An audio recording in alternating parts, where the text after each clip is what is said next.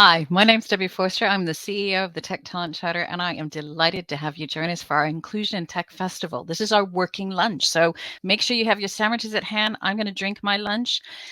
We've got a lot to cover today. Thank you. It's been a crazy 12 months. It's been a really crazy month. There's a lot going on, I know, in your work today. You've already had a good morning's work behind you. Thank you for taking the time to join us. What we'll try to do today is what we always do with the Tech Talent Charter. We are going to focus on the practical, finding actionable insights that you can put to work today. What's important to us is not talking about the problem, but really connecting the dots, sharing what works so that you can make your company more inclusive, more diverse, and really move the dial across the whole sector for diversity in tech. Okay, so first of all, thank you very much for our sponsors. We're not for profit. Everything we offer to you is free. We do that because we work with some great sponsors. Beasley has worked closely with us to be our headline sponsor, both giving us that sponsorship, but helping us curate the content today. We also are really delighted to work with our partners that are our principal partners that really invest and help us guide things strategically. That would be HP, Lloyds Banking Group, PwC, Nominet, and Global, working also along the DCMS, which I'll mention in a moment. Okay, in the old 3D world, which I miss terribly, if this were a face-to-face event, I would take a few seconds to tell you where the loos were, where the fire exit. Let me talk you through your screen here today. So just on the bottom of this little orange screen that we have here, if you'd like, you can turn this up to high definition. You can count how many freckles and wrinkles I have going on across my forehead. There's also a box where if you want to turn on the closed captioning, that's there for you to do. We would like today to be as interactive as possible. We were delighted yesterday that we had lots of questions coming in from the audience. If you look just below the screen that I'm on, you'll see a box where you can add those questions, both for the session you're listening to, or if you have broader questions for topics that we're having later today. I'd love to have you take part. Throughout today's sessions, we will be referring to our annual report. Now, the Tech Talent Charter gathers data. We now represent 16% of the overall Tech UK workforce. If you want to hear the insights from that, if you want to see how you measure up against the stats this year, if you look down a little below, you'll see where you can have a connection to have a link into that. We also have a spot that you can join the Tech Talent Charter if you're not a signatory yet. And why aren't you? We would love to have you join, and it's free. You can click below and find out information for that as well. You can see also there's a link to signing up for the other sessions. Today we have one more session after our working lunch. It is going to be a powerful one, so I'd encourage you to join that. We also have links where you can watch and listen to what we did yesterday. Great feedback came in from our sessions yesterday. If you haven't watched it, I'd love to have you have a look at that. Please have a look at that link. Social media, the days where we could sit in a room, watch what was going on, and tweet the socks off it so we could tell everyone what was happening in the room aren't necessarily there, but it is important. It meant a lot to us, and it helps us shape what we do now and in the future to have you share on social media what is resonating with you. What are the big questions? Are there any quotes today that will come through and really resonate? We are on all the social media channels. There's information below, and we'd love to have you tweet, LinkedIn, Instagram, Facebook us on what matters to you in this space. We also have some surveys going. We'd love to hear what you're thinking. Okay, that's enough logistics. You probably noticed that the last 12 months has been a bit tricky. Let's be honest, the last 24, but the last 12, really challenging. Was really grateful and excited to see that from our perspective, from DEI, things didn't stop. In fact, companies have been working harder, working to make sure that they are working with us to drive the space. So if you've wondered what we've been doing over the last 12 months, let's just take a quick look back.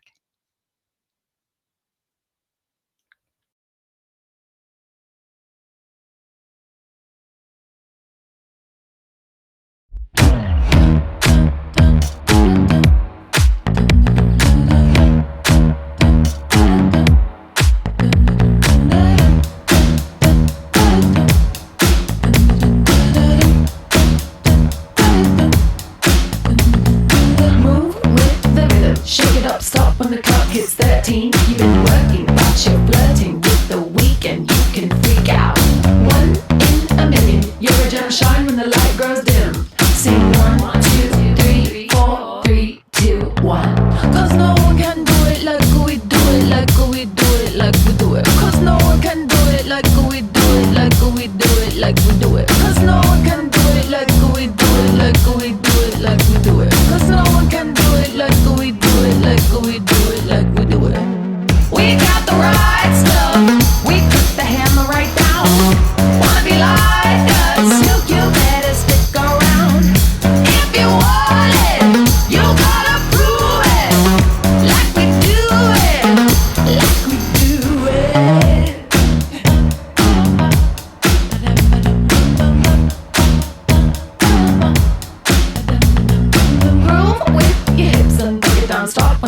hits 13. You've been learning and you're earning all of those hours. You can freak out.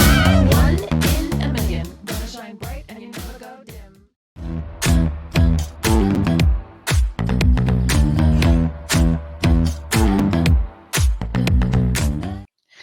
I warn you now, that song is going to be drilling its way into your brain the rest of the day. It's a gift we're just going to leave you with.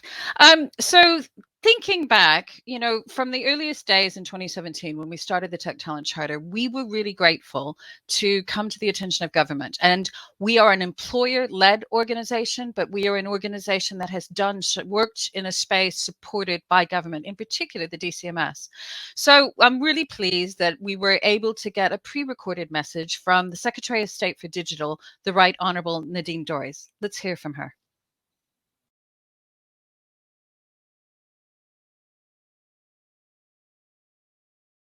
I'm delighted to be part of today's event, particularly as one of my main missions as Digital Secretary is to open the doors of tech to new faces.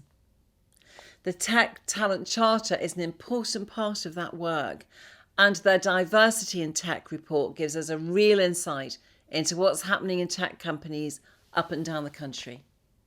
We know that UK tech is absolutely booming right now, with yet another record-setting year of investment in 2021.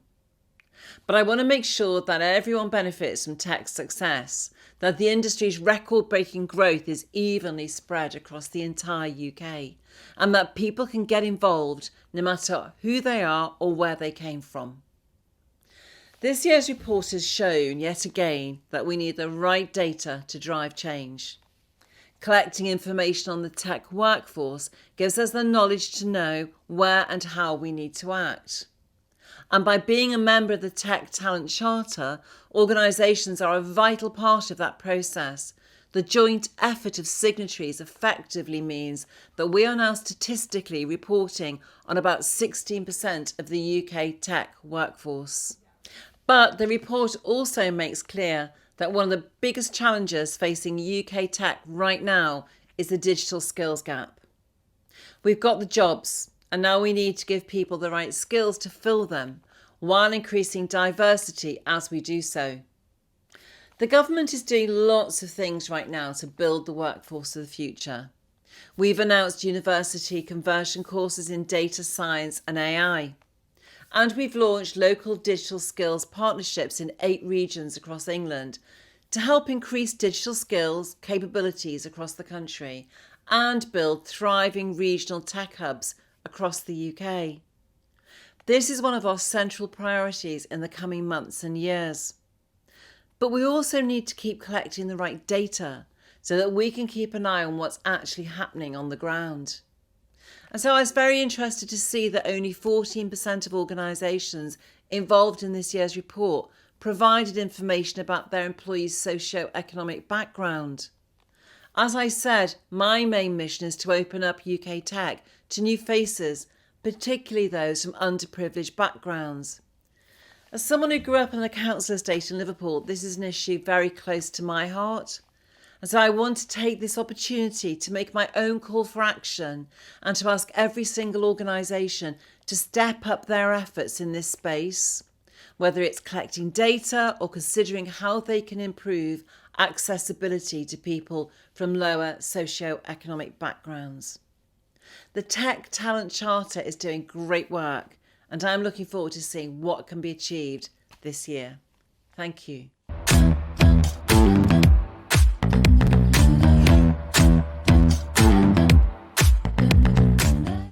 So thank you for that message. And if some of those resonated with you, if you do want to know more about the data, what we do with it, what we've learned, what it showed us, please look at what our sessions were from yesterday. There's some great insights from companies looking both at our report and how they're using data within their company.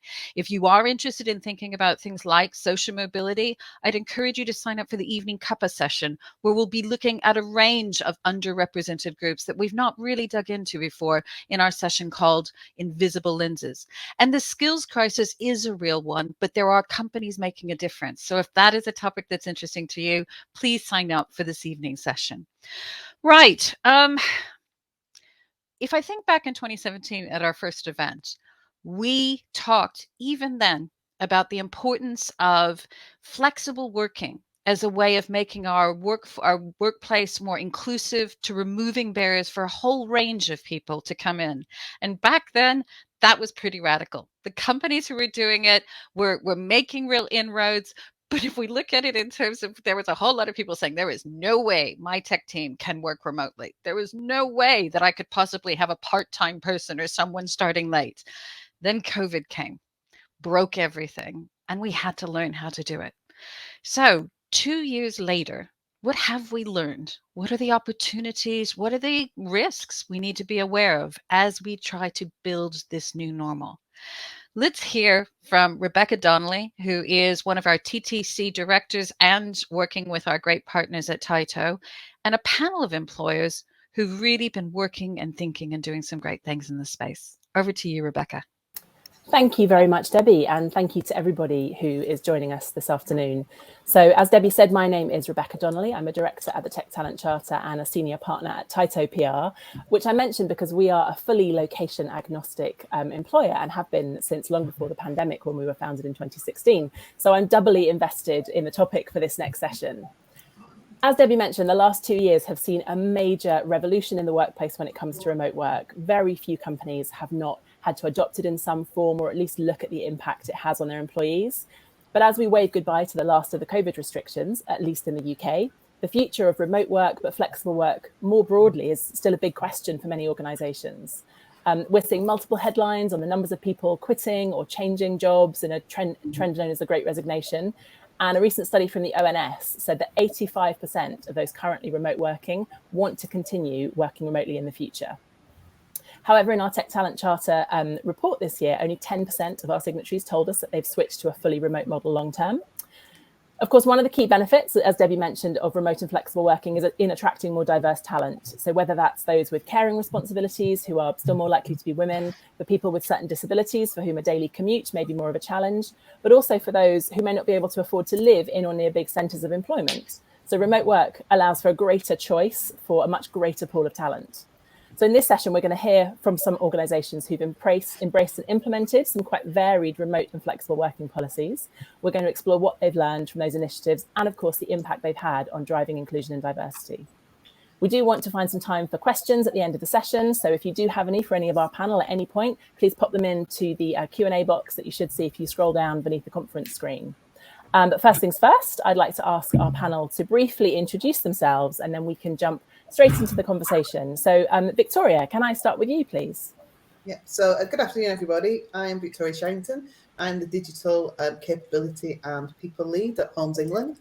Part of my role is to bring new talent in and also develop the capabilities of our existing people. And within doing that, make sure that we keep the diversity lens on there. So we are, trying to develop people from very, very different backgrounds into some of our leadership roles. Thank you. Dave, I'll come to you next, please. Thanks, Rebecca. Good afternoon, everybody. My name is Dave Perzano. I'm the Managing Director for HP's United Kingdom and Ireland business. And I'm honored to be part of this panel. I'm really looking forward to hearing more from my peers, because HP is indeed moving to a hybrid work environment. And it's crucial for us to ensure that everybody, really the hybrid work is accessible for everybody. Thank you. And Adam? Thanks, Rebecca. Hi, I'm Adam Mitchell. I work within NatWest Bank. As part of a day job, I work in the performance and business management team, supporting our digital channel teams. On top of that, I also co-lead our ethnically diverse working group and a global co-chair for our Black Professional Network. So really keen to be in the conversation and delighted to be here. So thank you for the invitation. Thank you. And finally, Anne-Marie. Hi, I'm Anne-Marie Lister. I'm the Chief People Officer at Atom Bank. We're one of the new challenger banks, and we're based in Durham in the northeast. We have recently moved to a 4-day week, so we've expanded hybrid and remote working further than many other organisations, and I'm happy to share what we've done and also listen to the other contributions today. Fantastic. Thank you all so much for joining us and for giving us your time this afternoon. Victoria, I wanted to start with you, if I can, because Homes England is a fully location agnostic and flexible employer and has been since long before the pandemic. Can you tell us a bit more about the thinking behind that strategy and how important inclusivity was in driving that approach? Yeah, so as an organisation, Homes England have a number of offices all over England. And as a digital team, we have a number of digital hubs as well that support people in there. We've also offered home working for, as you say, since before lockdown started and before the pandemic. Like lots of public sector organisations, we needed to reduce our estate around offices, and home working was part of the way that we were able to do that. What that meant was we'd done a piece of work prior to lockdown starting about productivity tools and, Teams, 365, all of that stuff. So when lockdown came to us, our staff were already prepared and set up to be able to work remotely and to be able to work from home. Yeah. So this thing that people used to do, and, being agnostic is always about having a choice and saying, you have a choice to work at home, you have a choice to be in the office. You are adults, you will make the right choice as to where you need to be on specific days at specific times. And that's something that we had as an organisation, and we continue to have as an organisation, kind of trusting our people to be able to make the right decisions. What we were able to do, though, through that is kind of very quickly, there was no break in service at all for us. We were able to move to everybody being remote and carry on delivering and carry on doing what we needed to do. So it was really the fact that we had offered it to people in the past, and some people had taken it up and some people not. And what happened with us really was we were able to kind of bust a lot of myths about what can and can't be done remotely. There was always this view of, we can't have these meetings, everybody will have to be face to face for some of these senior meetings. Well, when the choice is taken away, what did they say? That necessity is the mother of invention is the core, isn't it? Well, that's the situation we were in, of going, actually we are where we are and we need to do stuff. And then what we've taken from that is kind of a lot of learnings that we made during early lockdown and said, right, how do we build a model now for the organisation that we can use moving forward from a diversity perspective and from a kind of talent and attraction perspective. We should always be saying to ourselves, why would it need to be a specific office? Why would people need to be in? What is it? What are the real ways? And sometimes there are reasons you need people to come in. I think that will always happen. There will be times when people need to come together. You will always need to have spaces to do that.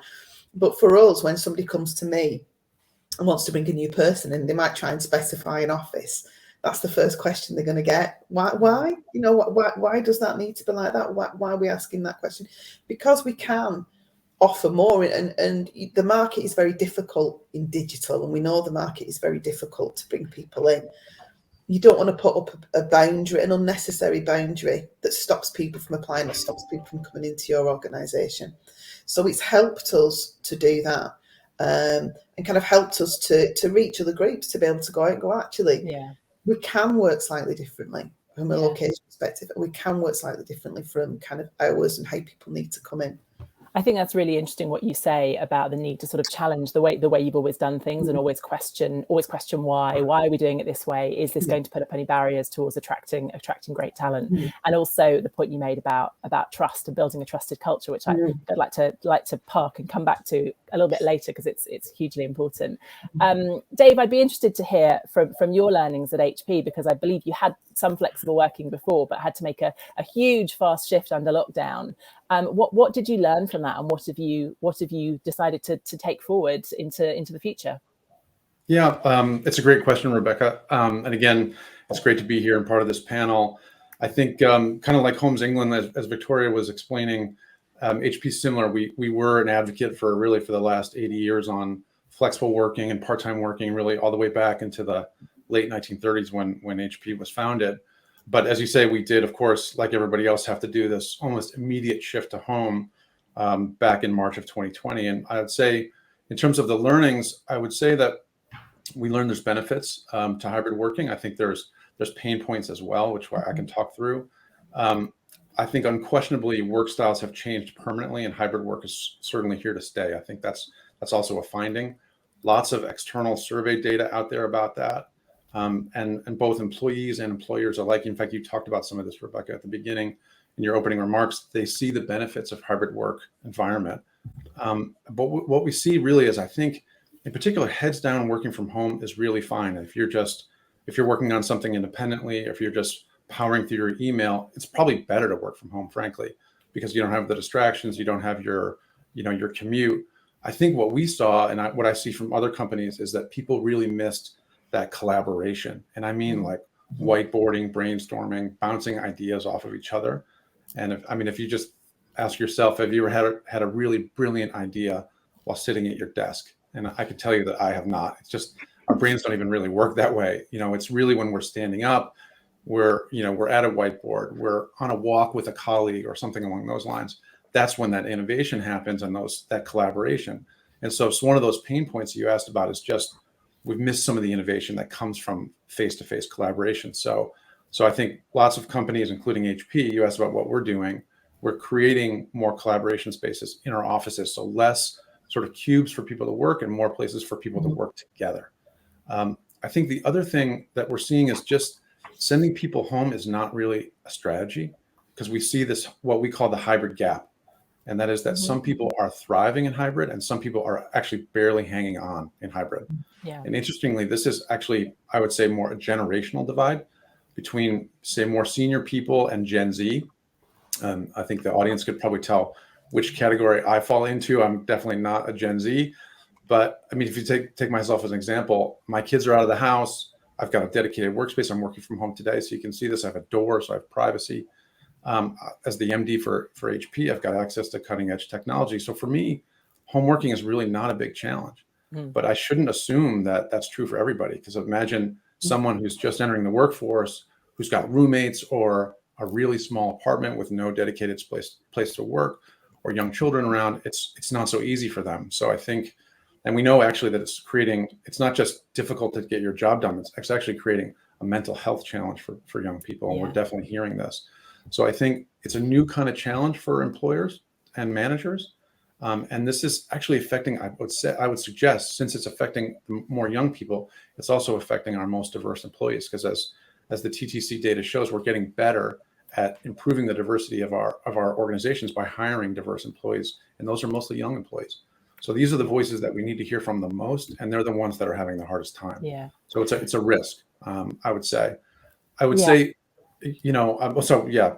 I think the last thing I would say is just, I think we're thinking about how do we drive a hybrid meeting, right? So I think during the pandemic, we were in some ways, it may have been, mileage varied a little bit by where you were in terms of your office, but we were all in the same level playing field, meaning we were all dialed in via Zoom or via Teams. And now you have these hybrid meetings. And so where some people are in the office and some people are home. And I think the risk here is that you have the people that are in the office kind of dominating those conversations, and the people that are remote are maybe sort of more watching the meeting than participating in the meeting.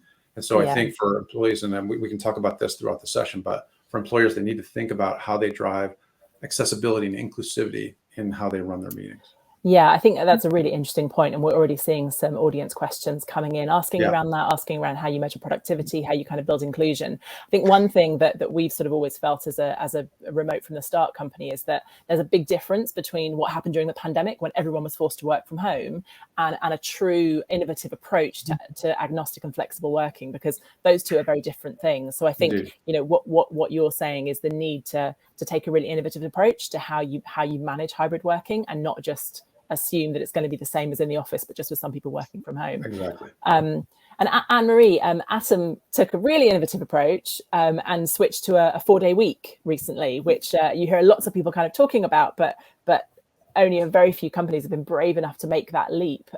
What was it that kind of made that decision for you, and what have been the impacts so far?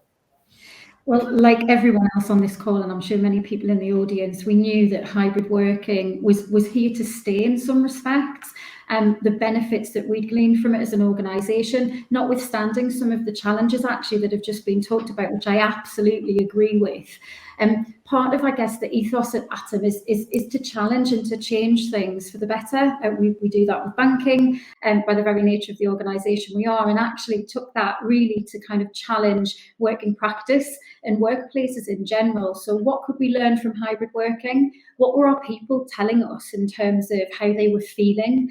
And so we stayed very close to our employees throughout the pandemic in terms of surveys, focus groups in terms of what was working for them and what was impacting their life. So stress and well-being was obviously paramount throughout probably many organisations in terms of how people were feeling, the impact of longer working days and sitting at your kitchen table or in your spare room. And we really wanted to challenge, not just how can we use hybrid working for the better, but how can we change working practice? And I really like the phrase busting myths. And I think that's what we're doing. We're trying to do with a 4-day week. We implemented it in November. All of the organisation are part of our trial. However, I should say that people can opt out, because I think from the element of diversity, it's really important that people can maintain a level of flexibility. And working a 4-day week isn't for everybody. So in our trial, which we've been running for the last 4 months, we're extending it until the end of May, just to keep testing our productivity measures, our organisation metrics, to actually see not just how our people are feeling about it, but actually what's the true benefit that it's bringing to the business. So I guess the implementation of it is being drawn from feedback from our people, thinking about our impact on the environment as an organisation as well, and the benefits that hybrid working have actually brought to that. So seeing how we can extend that, but then fundamentally challenging how we work, to look for different ways of working while still offering flexibility to everybody who's involved. And have you seen any learnings from that in terms of who is most likely to adopt the 4-day week, or who would rather not adopt it? Or is it too soon to say? Varied. So it has varied. So it has been on individual circumstance. However, I would say about 97% of the organisation has opted into working a 4-day week. That's quite a powerful number, isn't it? Yeah, but some of the feedback has been perhaps that people with caring responsibilities that prefer to split their working time.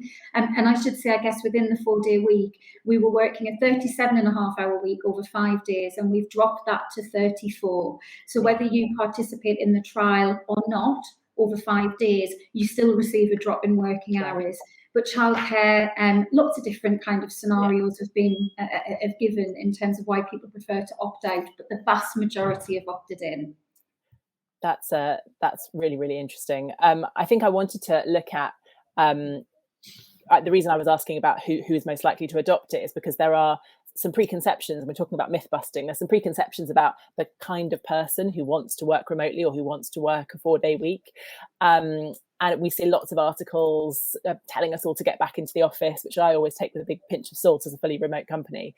But there is definitely a potential negative benefit or negative risk for inclusion and diversity, which is that people who work remotely or who kind of choose to work a reduced week could be seen as not being as engaged in the workplace. It's called proximity bias. So that if you're not there willing to kind of travel in and be face to face to your colleagues, it means that you're not as committed to your job and you're not going to have the same access to opportunities. So Adam, I'd love to hear about what you're doing at NatWest as a very kind of flexible employer with lots of different options, and how you make sure that you address that up front so that remote work is not seen as a kind of second-class option.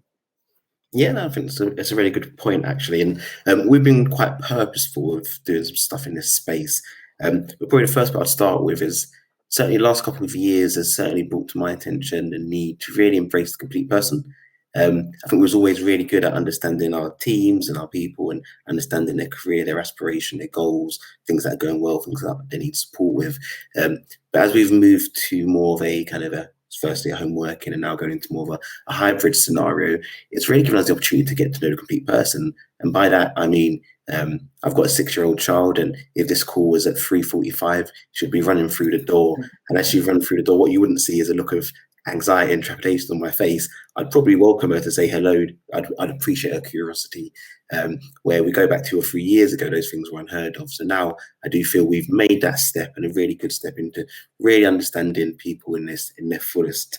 But to your question around proximity bias and making sure we're inclusive, We've taken some really good action in this space, and we've really thought about how we support people in the organisation to make better decisions and have a better view on being more inclusive. And the reason that's important is because a lot of people, I guess, their biases and some of their behaviours will come from a place sometimes of good intention, but possibly they've just applied things wrong. So we've been really forward thinking in terms of rolling out some training that's targeted at all of our employees, from senior management down to our new joiners, really around choosing and helping them to choose how to, I suppose, engage with people, but also to be brave enough to challenge any behaviours or anything that they don't see as being inclusive around the organisation. So kind of giving them the power, but also a framework to really kind of take that step and take that challenge. And we found that's been really good, because actually everyone's now thinking more in an inclusive way, and we're giving people a safe environment to kind of explore the different lenses of diversity. Because, you know, a lot of people don't always feel comfortable to do that in the real world, because actually people can make mistakes and get it wrong sometimes. So we've created these safe environments where, you know, we do leader-led sessions where people are able to, you know, safely explore an inclusive environment and what that feels like through the eyes of different people.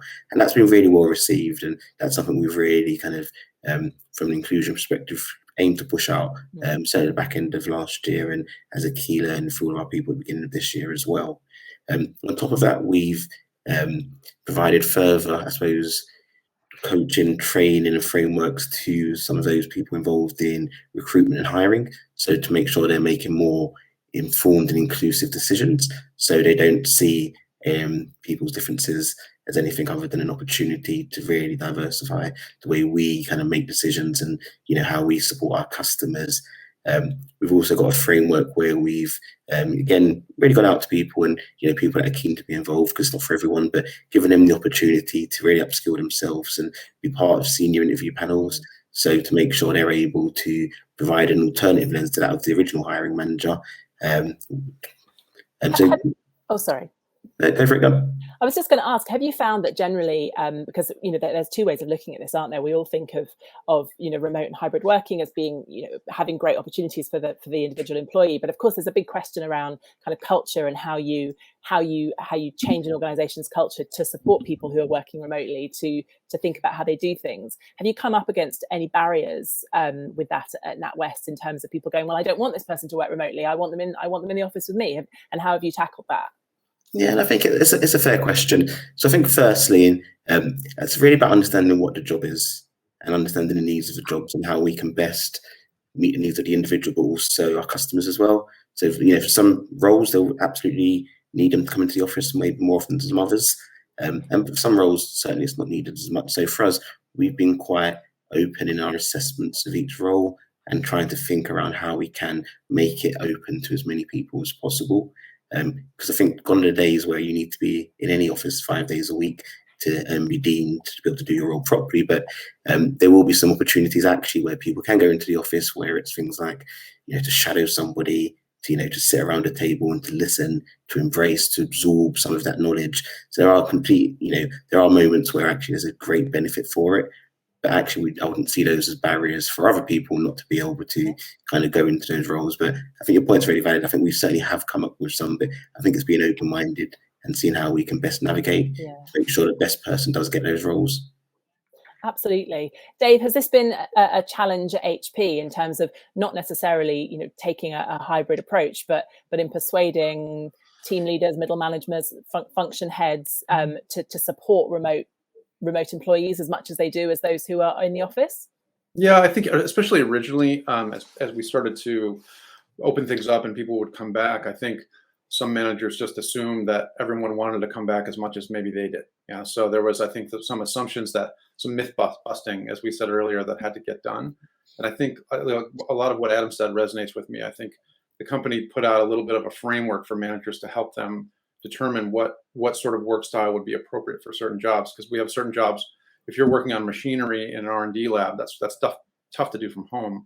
You know, if you're supporting customers, you can almost do that exclusively remotely. So, and so we basically laid out a framework that said, you know, generally speaking, this is what it ought to look like, and then managers could work as always with their employees on flexibility. So I think it was creating that kind of framework, which I think helped managers not have to sort of invent the wheel on their own. Yeah. I think Yeah. the other thing that we did is really around, we do a lot of surveys, and we're asking about inclusion as part of our surveys. We're asking about how it's working. Like, what would you be comfortable coming back to the office? Under what circumstances would you be comfortable coming back to the office?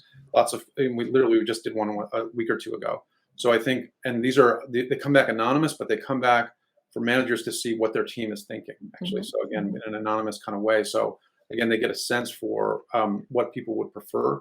And I think it has been really, really insightful. And some people we're hearing do want to come back. Some people are afraid to come back. Some people want to come back because they've got mental health challenges. So I think information is really helping a lot. Yeah. And presumably a big part of that is then how you feed that feedback back to line managers, to team leaders, so that they're prepared to answer those questions. We're seeing quite a lot of questions come in from the audience, which is brilliant, and we've still got time for more. One area that's coming up quite a lot is this issue of productivity. How do you measure productivity? How do you keep on top of what everybody's doing and how well they're performing in their role? And I wanted to come back to something you said at the start, Victoria, around the importance of trust, but also how you do that. Do you, in terms of monitoring performance, in terms of kind of tracking output, how do you do that with a remote and flexible team in a way that builds a more trusting environment? Yeah, I mean, I'm not sure you need to do it differently for a remote team as you would do for a team that's in the office. I know this is kind of what we talk to our managers about. Just because you can see somebody doesn't mean they're necessarily working very hard. Somebody can waste time in the office as much as they can waste time at home. It's about the individual, and it's about you as a manager knowing who your people are. It's about you being able to set them good objectives and good outcomes and have enough of a relationship with them to be able to understand what it is they're doing, and then be able to say, actually, maybe we haven't done as well on that, or we could have done better. But it is that element of trust, and have it. And there's that saying, isn't there, employ good people and trust them to get on with it. And that's what we should be doing. If there is a performance issue with somebody, there's a performance issue regardless of where they're working. And your organisation, like every organisation, has things in place that deal with performance and capability for people. Yeah. For me, it is very much about being very outcome based. What is the outcome we are expecting out of this, and then letting people get on with it. We do a lot of agile delivery where we are, and so you have to let those teams run. Do the discoveries, come back with stuff. You're not necessarily going to know what the next thing is until that piece of work is finished. So it is, again, it's always down to that trust piece. You've got to trust people to get on with things, but that doesn't mean you just blindly don't pay any attention to what everybody is doing. Of course, you still need to do that, and having those regular meetings, those regular stand-ups, those regular check-ins, those regular one-to-ones, all of that is really important to allow you to do that. And that's certainly the advice that we were giving to our line managers, was to be able to do that, and also look at what does productivity mean for different people. Yeah. It's not the same. You're not building widgets, as they would say in things. It looks different for different people. So take that into account whilst you are looking at your productivity as a whole. All I can say is I look at where we were before lockdown. I look at where we are now, and I think we're a stronger team. And I think we're doing more, and I think we're doing it better. So, isn't that hugely positive? It's not to say it's all right. Lots of things we still need to work on, but it feels like a team. It's interesting. You feel a lot of people are sort of comparing the challenges they've had of managing a hybrid and remote team over lockdown with some sort of mythical, perfect office environment that existed before, which wasn't really a thing in most organisations. And Marie, we're getting quite a few questions sort of really interested in the 4-day week approach. And you talked about you have actually reduced the number of hours that your staff are expected to work in a week.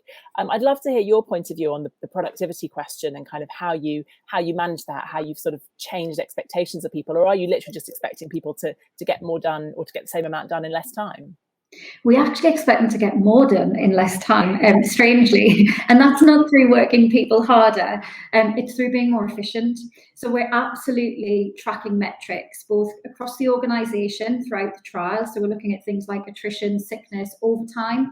Are people actually spending more time doing the work that they were originally doing before? And we're also looking at departmental metrics where we're really seeing, what is the output? So forget about the input.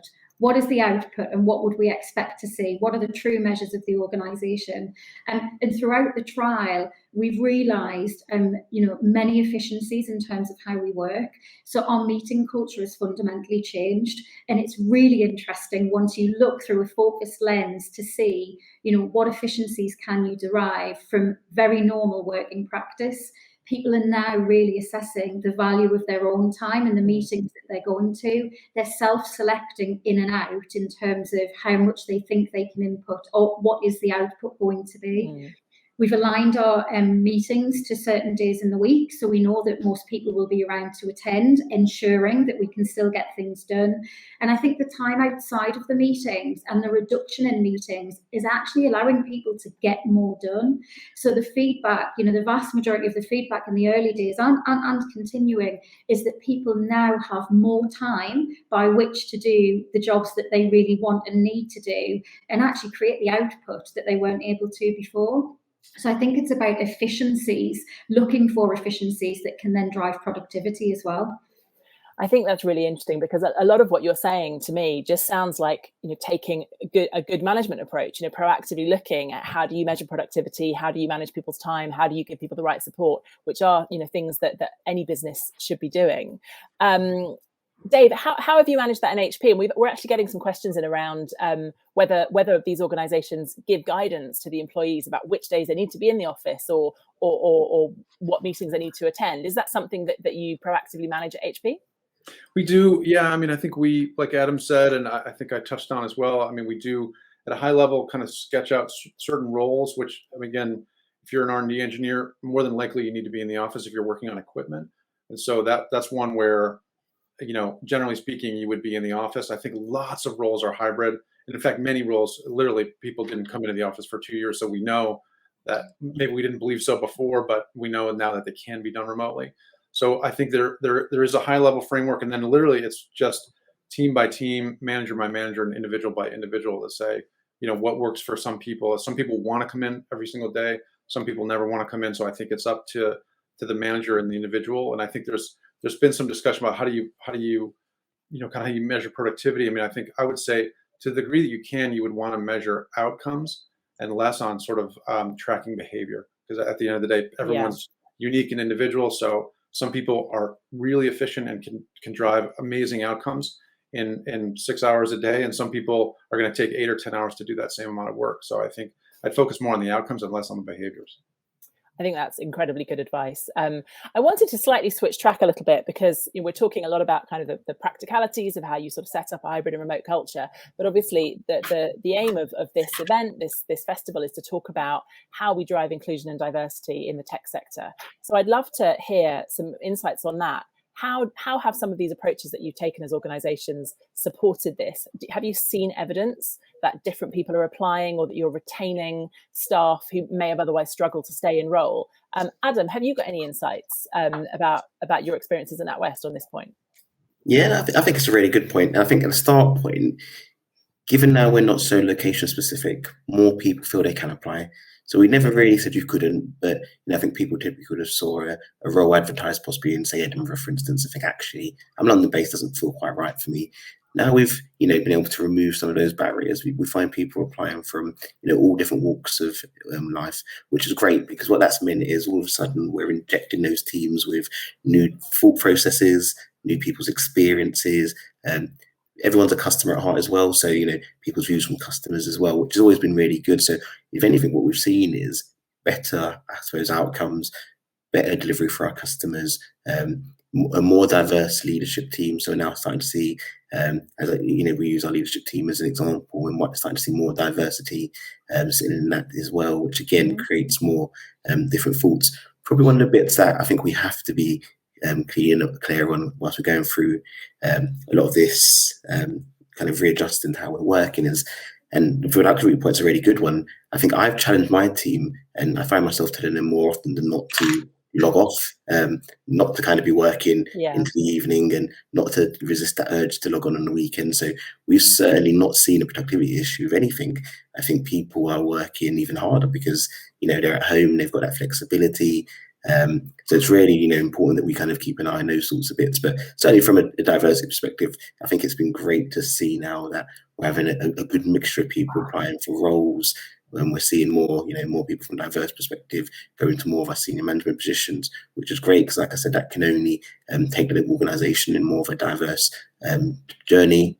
So it's more about creating. We've been very proactive, really, as well around.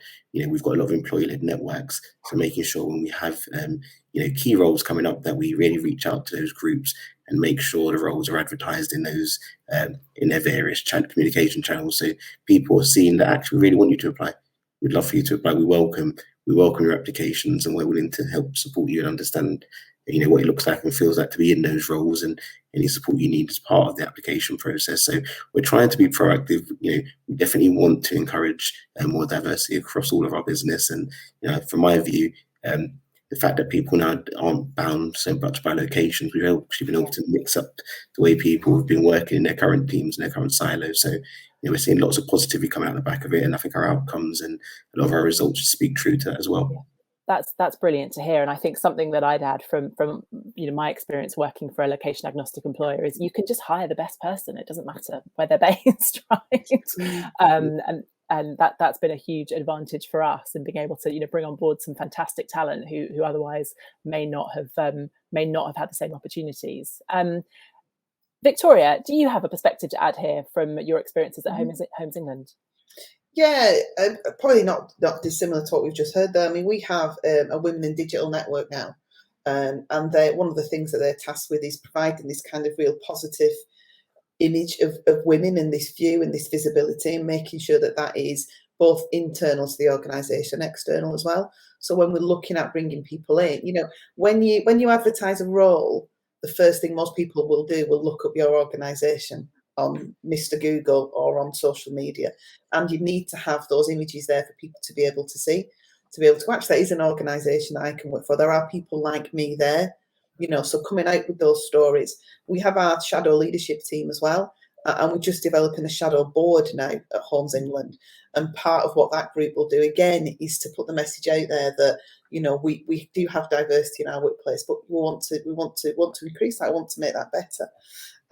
We're looking at our apprenticeship program. I think people have an idea that being an apprentice, you have to be 16 to 18 or something like that. Not at all. So we're looking at people who may be in the workplace for 10, 20, 30 years, using that money and then saying, right, okay, they can go on a higher level apprenticeship so you can improve your skills. And again, focusing on trying to improve our diversity in there. And then also putting together a paid internship program for the summer, just 4-week paid internship program in digital, and trying to really focus that within social diversity. So really finding an organisation to work with who can help us to do that. So we're looking at it on lots of different levels in order to increase that diversity. And just picking up on something that we were talking about before, about home working isn't for everybody. It really isn't. One of the things we picked up on really, really early at Homes England was around domestic violence and people who were, for them, the home was not a safe place. For them, this was actually really a dangerous situation for them to be in, and make sure that they knew where to go to for support and that we could do that. It isn't perfect for everyone, and we have to acknowledge that and say, sometimes it is that being in the office is the right place to be. Providing support in different ways is the right place to be as well. So diversity, I think, it's such a broad topic, and quite right. No, I think you're absolutely right, because as you may have noticed from my contribution so far in this session, I'm a huge remote work advocate, but you're absolutely right. It's not for everybody. It does present some challenges. And I think one of the things that I've really heard loud and clear from everyone on this panel is the need to take stock, to not just kind of try and replicate an office model remotely, and not just try and replicate a remote model for everybody, but really look at how do we measure productivity? How do we see people as individuals? How do we support people? How do we get the right training? How do we make sure we get their feedback so that people have that opportunity to kind of bring their best selves to work, which is ultimately what we all want, right? There's been a lot of talk about myth busting so far, and we've had questions in from the audience on kind of what are the biggest myths. And I know we've touched on a few of them, but would anyone like to share some of their biggest kind of light bulb moments as they've been through this process, where they've kind of gone, oh, we were worried about that, but we didn't have to be? Anyone want to jump in? I'd be happy to jump in, Rebecca. So I think what some of them, when we first started, I think we tried to set up, sort of this environment in Zoom or Teams that was similar to what we had in the office before. And, it initially took 10 or 15 minutes just for a meeting to start because of all the technical problems. But eventually we got on top of that. And we were encouraging people, hey, make sure you have your camera on. We wanted to be face to face. And then we learned pretty soon that actually that's not a great idea, actually, because I think it puts a lot of stress on people to be on camera for 8 hours a day if they're doing that. Maybe they've got something going on in the background that they don't want you to see. So I think we were encouraging people to have their cameras on. Now we don't do that. We don't pressure people to do that. I think, in terms of other kind of light bulb moments, I guess I would say I think we have to make sure that we think about the culture big time, because I think it's as again, if I'm a young employee joining, I mean, we had 2 cohorts of interns join during the pandemic, 30 people apiece in each cohort for 13 months. And essentially they never came into the office and they never met each other face to face. So, when I joined, like many of us who joined companies that were more office oriented, when I was struggling, I could just go to some of the office and tap them on the shoulder and say, I'm struggling. How do I get help? And if you're joining and you're a virtual, digital, hybrid employee, who do you tap? So you have to create these networks. And I think Victoria talked about a network of a kind of digital women's network. I think you said, Victoria, and we have 4 such networks at HP. We have a Pride network for LGBTQ. We have multicultural. We have Young Employee Network, and we have Women's Network. And these networks were hugely important to give people the kind of connectivity. It's not, I think it's like a university kind of group where you got a lot of like-minded people together, and they had a network built in that they could tap into to learn how to get things done and a shoulder to kind of lean on. So really, really important, I think. Thank you. Adam, did you want to jump in on the biggest myths to bust? It's probably not a myth, but it's just more appreciating some of the bits we didn't appreciate when we was in the office. And those kind of bits that when we then moved to remote working, we didn't really put the purposeful effort into continuing.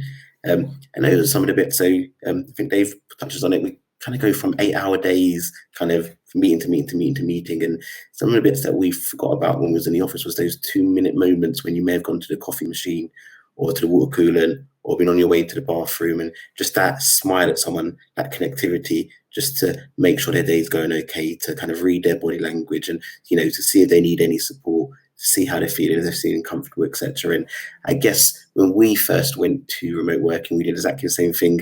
Let's stay connected. Let's get those cameras on. Let's talk. Let's see people. But what we didn't make so much good time for was actually, if you reach out to one of your colleagues to see how they're doing today, who that person who wasn't speaking so much on the call, is everything going on? Is everything okay with them? How are they adjusting, etc. So for us, it was really around making time for those moments we didn't realize that was so important. And that's really about understanding the person, connecting with the person, taking time to reach out to people. And, now when I look at my diary, I always try and keep a few more slots available where I just can reach out to people and find out how their week's gone, or I can just say thank you to someone for doing a really good job. It doesn't need to be a formal recognition using our recognition tools. It is just do you know what? I heard you on that call earlier today. I thought it was amazing. Just want to say well done, which is the sort of thing we used to do better when we were more face to face, because we understood the importance of it. But certainly one of it's my mind is, as we've evolved through this journey, is understanding those little tiny noticeable things do make a huge difference. And, let's just find out how we can still make sure they add value in our new kind of way of working in the hybrid world. Yeah, I think that's a really important insight. And I think something that I've been very conscious of as we've grown our team remotely is not just checking with people when you've got some work to do, but also making sure that you support them and you recognise them. We're nearly out of time. It's such an interesting discussion. I could go on all day, and we've got about 5 more minutes left. So I think I might just ask you, perhaps you first, Victoria, and then Anne-Marie, just for your closing thoughts, your kind of key pieces of advice, or your own kind of light bulb moments, and the real takeaways that you want to leave our audience with today. I suppose a couple of light bulb ones. One is I never realised I'd be able to tell someone's mood from looking at them on a camera. That's amazing. We've all become absolute experts on body language, haven't we? To be able to, I can tell if you're in a bad mood even though you've not said anything. So I think that was quite good that we were sort of able to do that. I think that we have been able to keep the informality up, because that's the thing you worry about losing, the informals. I think we've picked up with all the informal stuff. We tried early on to formalise the informal stuff, if that makes sense. Everyone got a card and said, go and speak to this person who you've never met before. And I mean, it was everything with the best of intentions, obviously. But then when actually, what we need to do is just make sure we have enough space and we have time in there. And, we, like everyone else, used to have pub conversations on a Friday afternoon after work. And we did all of that. And we don't do as much of that now. And I think we've really lost a lot of the wellbeing stuff that we did in early lockdown. And for me, I think we need to kind of bring some of that back. I think that was great. I know my colleagues a lot better now, even the ones I've not met, than I did before, because you just somehow learn how to do that. I think they're probably my key ones. And I suppose the other thing is what hybrid working will allow us to do is to access different communities and different groups to come and work for us in digital. Yeah. And we should be embracing that. And that's not saying one size fits all and everything's the same for everyone. And as leaders, we're going to have to just think a little bit harder about how we engage and how we bring people in. Mm. But I think ultimately it's absolutely the right thing to do. Thank you. And Anne-Marie, coming to you. I guess we've all worked with a lot of ambiguity, haven't we, over the last 2 years? And I think we always feel like we're searching for the answer to whatever it is we're working on or whatever challenge we're posed with. And having done that for the last 2 years, I think we've proven to ourselves through all of our organisations actually that hybrid working can work and does work, and actually in fact brings benefit. So I think for me it's about use the data that you have in your organisation to understand what is your business telling you and what do you want to be different. Involve your people in that in terms of some of your thinking around how you can change working practice for the better for everybody, and give it a go. We all didn't know that we were going to give the pandemic a go, for want of a better word, in terms of how we needed to work. But actually we've done it and we've learned a lot of good practice from it. So while some decisions and some initiatives may seem like huge things to tackle, you can give them a go. And as long as you're measuring, supporting your people and asking for feedback, you'll probably realise that you can do things very, very differently even still. Fantastic. We literally have 2 minutes left, and we just had a couple of last minute questions from the audience that I'd love to tackle just with really, really quick answers. One of them is, you mentioned a lot of networks and many of the groups for support, but I didn't hear ones for neurodiversity or disability groups. Do you all have those, or is that something you're considering? Yeah, we have those. Yeah, we do at HP as well as veterans groups. Yeah. Right. Yeah. And the last question, which just sort of looking for a really quick answer, is, have some of these changes you've made had a positive impact on your recruitment and retention? Have you seen positive outcomes, or is it sort of too early to tell for some of you? I can jump in there. As soon as we'd mentioned or launched the 4-day week, our applications increased by 500%. So, within that, and without analysing every CV, I can assure, I can pretty much assure that there will be a range of, different people, diversity, different backgrounds, needs and wants in those applications. But people do pay attention to what your business is doing, and it has absolutely impacted recruitment at Atom. Brilliant. That's brilliant to know. Sorry, was somebody else about to jump in there quickly? Oh, I was going to say, I think Adam mentioned it too. I mean, I think the idea of recruiting wherever the talent happens to be, even if it's not close to your office, is quite liberating, I think, for a hiring manager. Fantastic. Well, listen, we're going to have to close it there. Thank you all so much for an absolutely brilliant conversation. I think, like I said earlier, I think what we've really heard here is the need to look at what your business actually needs, how you measure productivity, what you're trying to achieve, how to support people as individuals, and approach your strategy with that in mind, rather than zooming in on how do we manage remote hybrid work, what tools do we need. Look at the picture more broadly and make sure that you're approaching things through a broader lens. Listen, it's been absolutely fantastic to hear from you all. Thank you so much for joining us.